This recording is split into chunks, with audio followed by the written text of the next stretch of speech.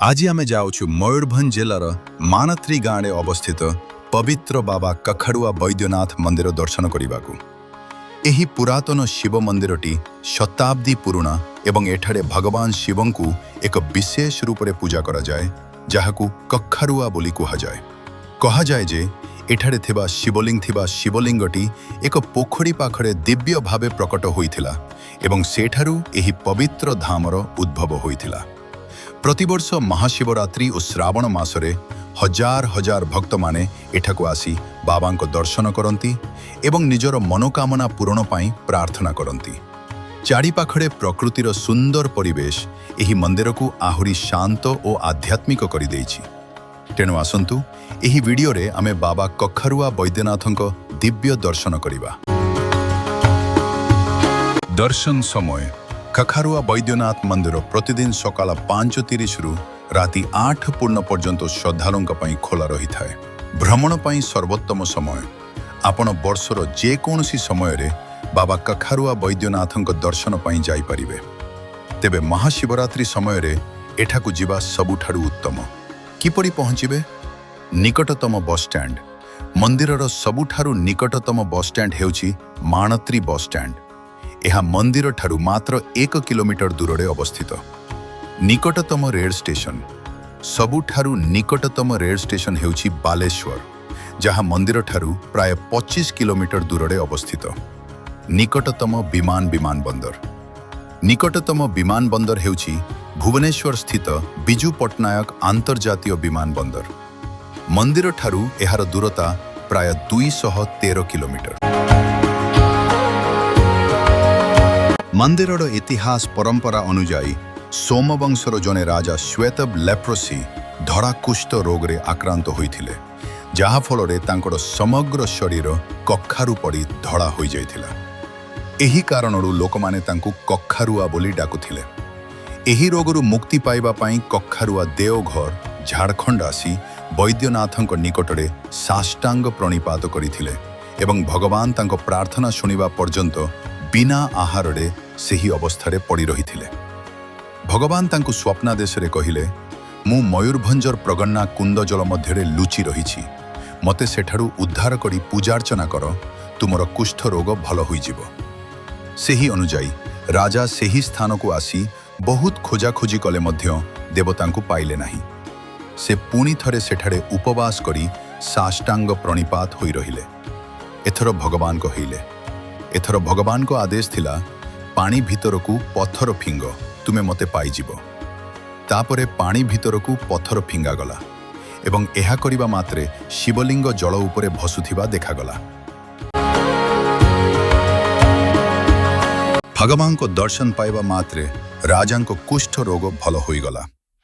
एही घटनार स्मृति स्वरूप से जेउठारे शिवलिंग प्रकट होइथिले सेठारे एक मंदिर निर्माण कले एवं लोकंक गहनरे बहु आडंबरे उत्सव पालन कले।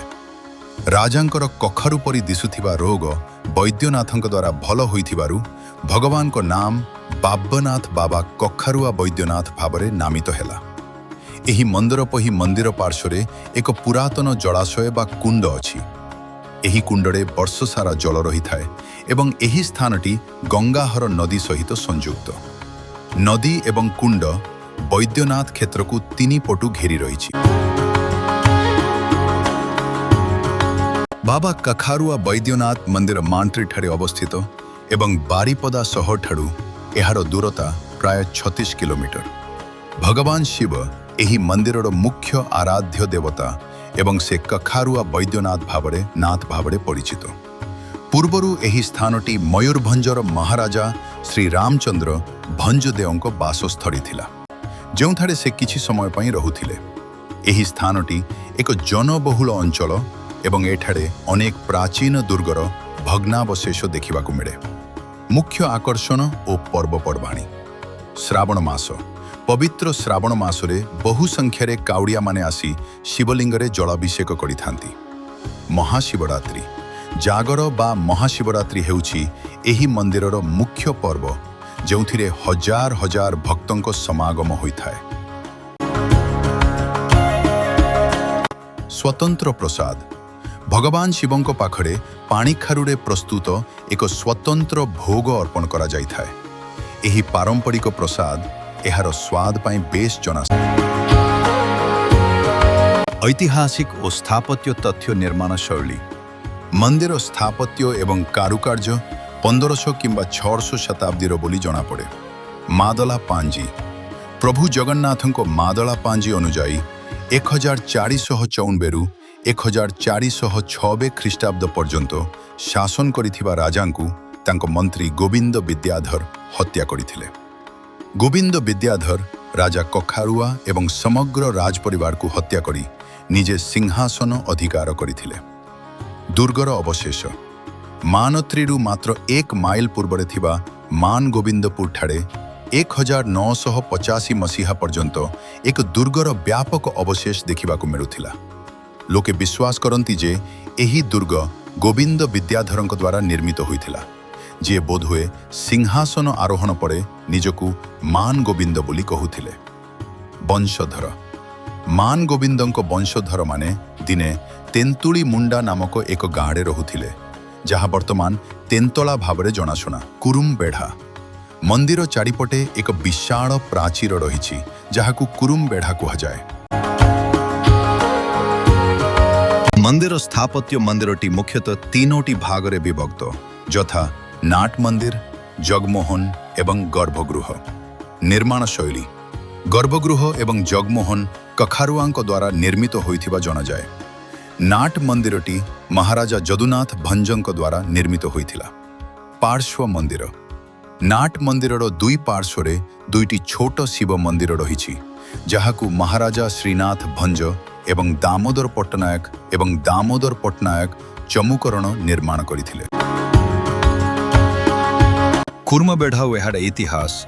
राजा कखारुआ केवल मुख्य मंदिर निर्माण करी संतुष्ट थिले, किंतु तांको मंत्री गोविंद देव जे विश्वासघातकता करी अन्याय भावे सिंहासन दखल करिथिले, से मान गोविंदपुर ठाड़े एक दुर्ग निर्माण करिबा सह मंदिर चारिपटे एक उच्च और प्रशस्त कुर्मबेढ़ा प्राचीर निर्माण करिथिले।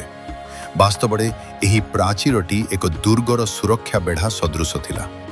एहा उपरे राजा एवं तांको सेनापति बसिबा पाई स्थान थिला एवं एहार शक्त पारापेट पछरे रही प्राय 500 सैन्य कामाण किंबा तीर चालना करि पारुथिले। भंज वंश सह संपर्क एथिरु प्रतीयमान हुए जे कखारुआ किंबा गोविंद देव केही भंज परिवार सदस्य नथिले एवं मंदिरर निर्माण जने विदेशी राजांक द्वारा होइथिला। मात्र मादला पांजी अनुसारे महाराजा गोविंद देव निज भौणी को मयूरभंजर भंज राजवंशरे विवाह कराइथिले। अभिलेख अनुजाई तांको भौणींक पुओ रघु भंज छोटराय निज मामुंक विरुद्धरे विद्रोह करिथिले एवं महानदीर आर पारिरे थिबा चित्रपुर ठाड़े उभयंक मध्यरे भयंकर संघर्ष